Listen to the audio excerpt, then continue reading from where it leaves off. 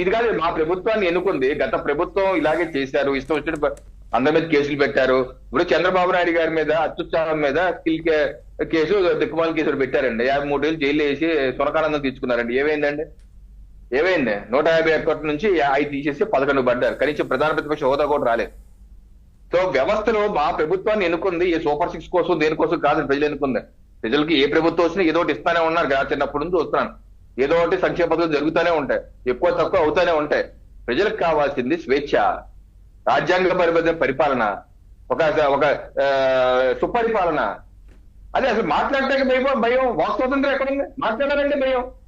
ఏది మాట్లాడాలని భయం. ఎక్కడి నుంచి ఎవడొచ్చేస్తాడు? ఇంటి ముందే వాలంటీర్ల రూపంలో ఒక సీసీ కెమెరా ఉన్నట్టు ఉంటుంది, వాడు అన్ని విషయాలు బయట చెప్పేస్తుంటాడు. స్వేచ్ఛ కోసం ఎన్నుకున్నారు ప్రజలు మమ్మల్ని. అలాగే రాజ్యాంగబద్ధమైన పరిపాలన, సిస్టమేటిక్ పరిపాలన కావాలి.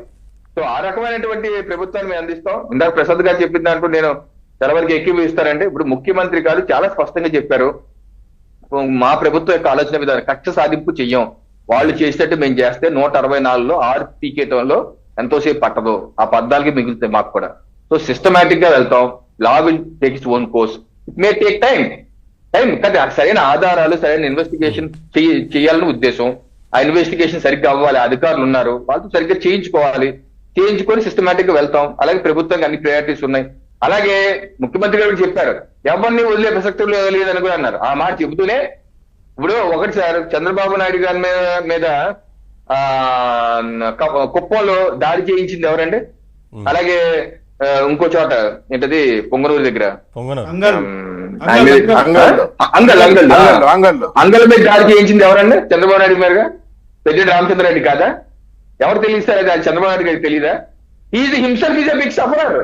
ఇప్పుడు మనం కాదు కదా, మనమే కాదు కదా, అదే చెప్పాడు చంద్రబాబు నాయుడు గారు. నాకన్నా మీరు ఎక్కువ అనుభవించారా? నేను అనుభవించాను చాలా అని అన్నారు ఆయన చాలా అనుభవించారు.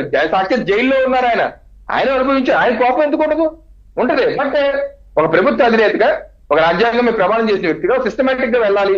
ఈ ప్రభుత్వానికి గత ప్రభుత్వానికి తేడా ఉండాలి. ప్రజలు ఆ తేడా కోరుకుంటున్నారు. ఆ తేడా ప్రకారం మనం వెళ్దాం. ఎమ్మెల్యేలు కూడా కూర్చోబెట్టి క్లాస్ బీకి మీరు ఇష్టం చేయొద్దు, అంతేగాని వెంటనే రివెంజ్ అనద్దు. అలా చేస్తే వాళ్ళకి మనకి తేడా ఏముంటది? మనల్ని వాళ్ళు చిత్రించిన మనల్ని చిత్రిస్తారు. మనం సిస్టమేటిక్ వెళ్దాం ఉన్నాం. మా ప్రభుత్వం సిస్టమేటిక్ గా చేసుకోవడం కాబట్టి తప్పనిసరిగా చర్యలు అయితే ఉంటాయి. తప్పు చేసేటప్పుడు తప్పించుకోవు. వెయిట్ చేస్తా అంటున్నారు. వెయిట్ చేయండి. తప్పనిసరిగా తప్పు చేసేవాళ్ళు శిక్ష తప్పదు.